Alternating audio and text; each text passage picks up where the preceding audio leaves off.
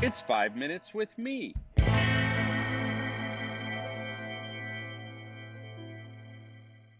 Hey friends, Marko here. I am the host of 5 Minutes with Marko, the podcast you are listening to. Okay, some basic reminders today. 3 components of great youth ministry. Have you ever said something like off the cuff and then realized that after you said it that there was probably more truth to it than you even intended?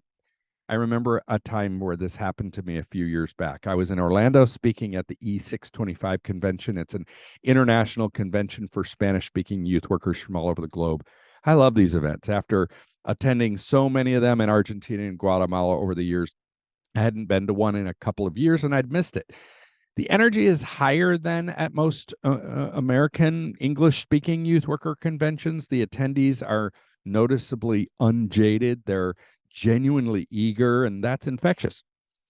I was teaching a 2.5 hour super curso on my book Youth Ministry 3.0, of course, with a translator.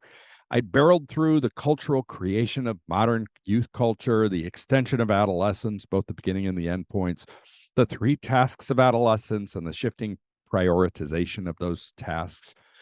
The standing room only crowd in the room was totally engaged and asking fantastic questions. Their body language was all, I'm in. So I should have just closed it out with a handful of suggestions and packed it up. But with about 15 minutes to go, I had a sense.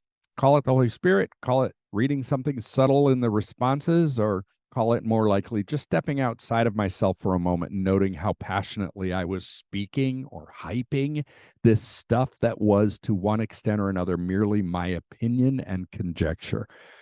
I had this sense that I was burdening my Latin American youth working friends with a bunch of technology they didn't need. And I'm using technology here in the broadest sense, meaning the systems and methodologies and scaffolding we construct and perpetuate.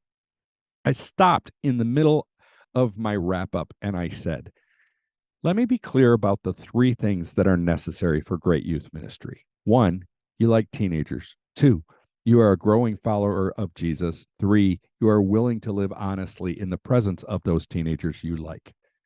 And after I said it, I thought to myself, that was actually true. It had a sense of surprise to it. Do we need more theological reflection in youth ministry? Yep. Do we need to rethink our assumptions and practices? Sure.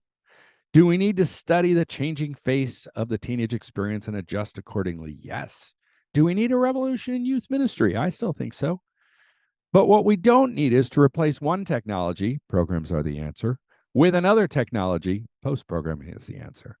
What we need, and why I've always felt that some of the best youth work happens in small churches with zero technology, is adults who like teenagers, adults who are actively growing in their faith, adults who will live authentically in relationship with those teenagers they like. I can hardly believe I'm saying this, but there really is a magic formula, a math equation for great youth ministry.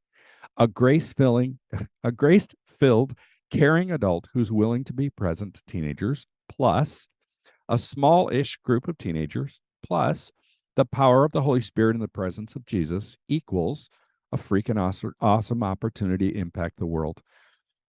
I'm going to keep harping and ranting and instigating, but I can't get caught in the trappings of a new way of doing youth ministry, and I hope you won't wander down into that dead end either.